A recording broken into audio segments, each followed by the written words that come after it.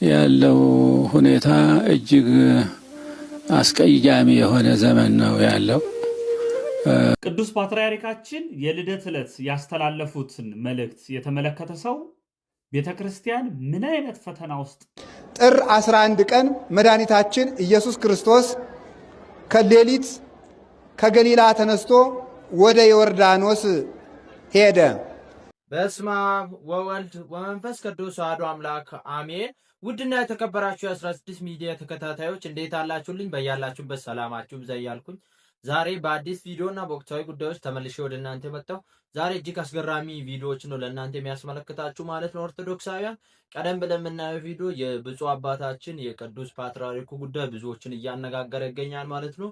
በኢየሱስ ክርስቶስ ልደት ቀን ላይ የሰጡት መግለጫው እጅግ አነጋጋሪ ሆኗል ማለት ነው። ሶሻል ሚዲያ ነው። እንዲሁም ደግሞ ጥምቀት እየደረሰ ነው። እናንተን ይመክሯቸዋል፣ እናንተን ይገጽጻቸዋል፣ እናንተን ያስተምራቸዋል ያልኩትን ቪዲዮ ወደ እናንተ ይዤላችሁ መጥቻለሁ ማለት ነው። ኦርቶዶክሳውያን ስለ ጥምቀት ሰፋ ያለውን ቪዲዮ ወደ እናንተ ይዤላችሁ መጥቻለሁ ማለት ነው። ኦርቶዶክሳውያን እናንተም እስከ መጨረሻው በመከታተል ላይክ እና ሼር እያደረጋችሁ ለሙሉ ዓለም በልዑል እግዚአብሔር ስም እያሳሰብኳችሁ እንደዚህ አይነት ጠቃሚ ቪዲዮዎችና ወቅታዊ ጉዳዮችን በጥቂት ደቂቃ ብዙ መረጃዎችን ወደ እናንተ ስለምናመጣላችሁ ቻናሉን ሰብስክራይብ በማድረግ ቤተሰብ ይሁኑ። ሐሳብ አስተያየታችሁን ኮሜንት ላይ አስቀምጡልኝ። ቀጥታ ወደ ዛሬ ቪዲዮአችን እንሄድ። ያለው ሁኔታ እጅግ አስቀያሚ የሆነ ዘመን ነው ያለው እና ይህን አስቀያሚ ዘመን እንዲያሳልፍልን ወደ ጥንተ ሰላማችን፣ ወደ ጥንተ ፍቅራችን፣ ወደ ጥንተ አንድነታችን እንድንመለስም ብርታቱን እንዲሰጠን ነው አምላካችን እግዚአብሔርን የምንለምነው። እንደ ዘመኑ ሁኔታ እጅግ የጸና የከፋ ዘመን ነውና እናንተም ጸሎት በያለንበት ሁሉ ጸሎታችንን በያለንበት ሁሉ ወደ አምላካችን ማልቀስ የሚገባን ነው። ሕዝባችን ተመችቶት አይደለም፣ ግን ያለውን መከራ ሁሉ ተሸክሞ በመንፈሳዊውም በስጋዊውም በርትቶ ሀገሪቱን እየጠበቀ ይገኛል። የሆነ ሆኖ ያለውን ተጽዕኖ ያለውን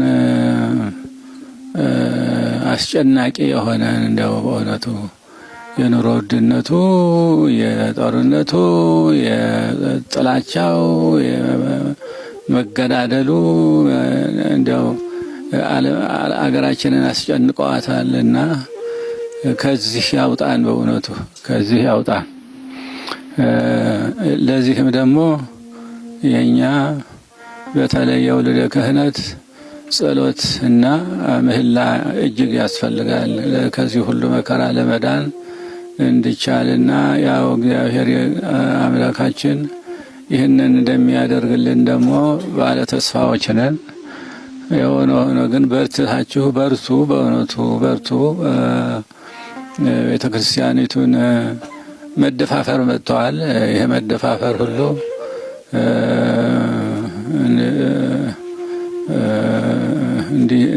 እንዲታገሱን በእውነቱ ይሄ ነገር እጅግ ያስቀይማልና ቤተ ክርስቲያኒቱ ክብሯ፣ ልዕልናዋ የሃይማኖት ተቋም ናት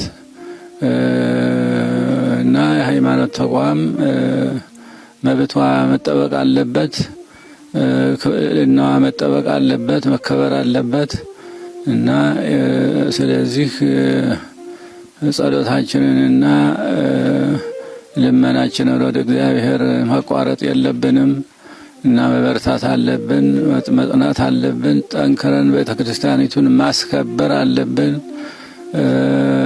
መብታችንም መከበር አለበት። እንዲህ አይነቱ እንደምናየው ትንሽ መደፋፈር መጥቷልና ያው እግዚአብሔር ከእግዚአብሔር ጋራ እኛም ብንሆን እንደው በተቻለ መጠን ቤተክርስቲያኒቱን ማስከበር መጠናከር አለብን።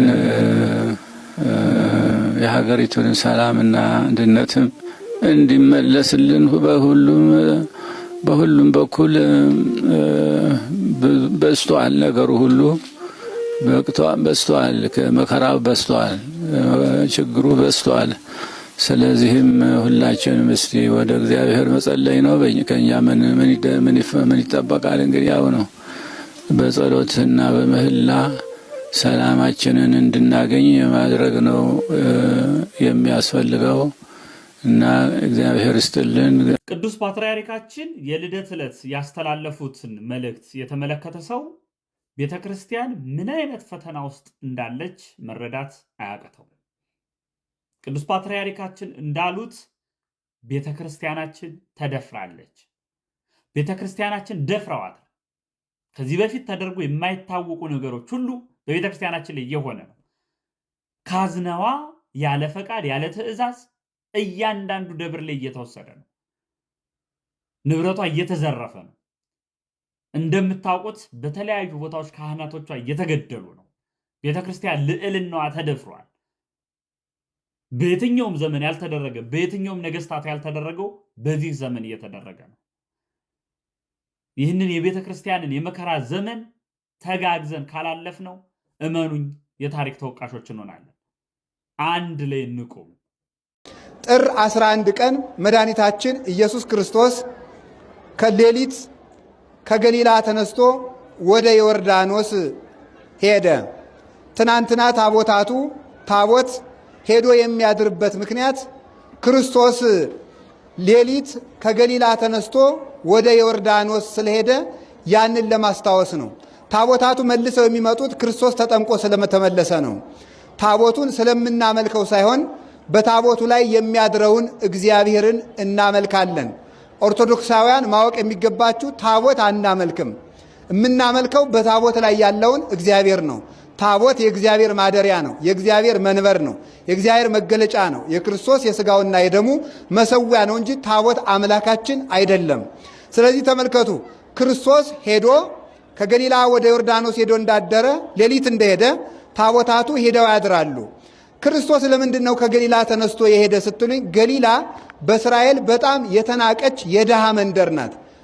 የማያውቁ ሰዎችና ያልተማሩ ሰዎች የሚኖሩባት፣ በሀብት የተናቁ ሰዎች የሚኖሩባት፣ በዘርም የተናቁ ሰዎች የሚኖሩባት ናት። ክርስቶስ ከገሊላ ወደ ዮርዳኖስ መሄዱ ከንቀታችሁ ነፃ ላወጣችሁ መጥቻለሁ ብሎ ነው። ንቀታችን የተወገደበት፣ ሁላችን አጋንንት ንቀውን በእግራቸው ጠቅጥቀውን በእሳት ጥለውን እንኖር ነበርና ዛሬ የሁላችንንም ንቀት የተወገደበትና ክብራችን የተመለሰበት ቀን ነው። ስለዚህ መድኃኔ ዓለም ኢየሱስ ክርስቶስ ከድሆች መንደር ተነስቶ የሄደው ከድህነታችሁ ላወጣችሁ መጥቻለሁ ብሎ ነው። ከደንቆሮች መንደር ተነስቶ የሄደው ከድንቁርና አውጥቼ ጥበብ ልሰጣችሁ መጥቻለሁ ማለቱ ነው። በዘር ካልከበሩት ሰዎች ተነስቶ መሄዱ ሁላችሁንም ከሰማይ ዘር ልወልዳችሁ ከማይጠፋ ዘር ልወልዳችሁ መጥቻለሁ ማለቱ ነው። ከዚያ በኋላ በዮርዳኖስ ሄዶ ተጠመቀ። ዮርዳኖስ አንዱ ከአርሞኔም ተራራ የሚነሳ ምንጭ አለው። አንዱ ሶሪያ ድንበር አካባቢ ዳን ከምትባል ከተማ የሚነሳ ምንጭ አለው። ክርስቶስ ሁለቱ ምንጮች ከሚገኙበት ቦታ ላይ ቆሞ ተጠምቋል። ይህን ያደረገበት ምክንያት መለያየትን ላጠፋ መጥቻለሁ ማለቱ ነው። የአንድነት አምላክ ነኝ፣ መለያየትን ላጠፋ መጥቻለሁ ማለቱ ነበርና ከመለያያው ሳይሆን ሁለቱ ምንጮች ከሚገናኙበት ወንዝ ላይ የተጠመቀው ክርስቶስ የሁላችንንም መለያየት በኃይለ መስቀሉ ያጥፋልን። ሰላማዊ ኢየሱስ ክርስቶስ ለሁላችንም ሰላሙን ይስጠን። ዮርዳኖስ ላይ ሄዶ ሲጠመቅ እስራኤል ከግብፅ ተነስተው ርስታቸውን ሲወርሱ ዮርዳኖስን ተሻግረው ነው የወረሱ።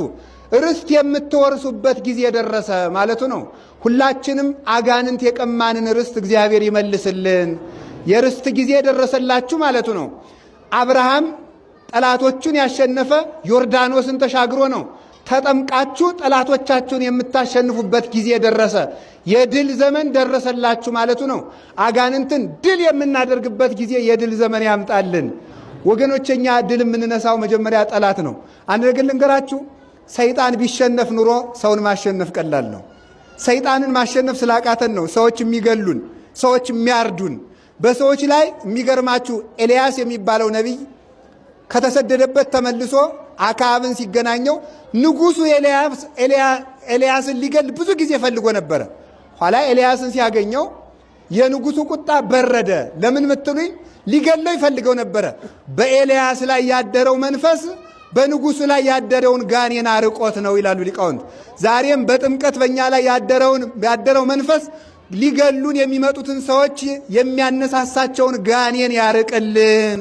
የዛሬ ቪዲዮ ይህን መስል ነበርና በቪዲዮ እንደተጠቀማችሁና አዳዲስ መረጃዎች እንዳገኛችሁ ስለማልጠራጠር ላይክ በማድረግ ጨርሱልኝ። እንደዚህ አይነት ጠቃሚ ቪዲዮዎችና ወቅታዊ ጉዳዮችን በጥቂት ደቂቃ ብዙ መረጃዎች ወደ እናንተ ስለምናመጣላችሁ ቻናሉን ሰብስክራይብ በማድረግ ቤተሰብ ይሁኑ። ሐሳብ አስተያየታችሁን ኮሜንት ላይ አስቀምጡልኝ።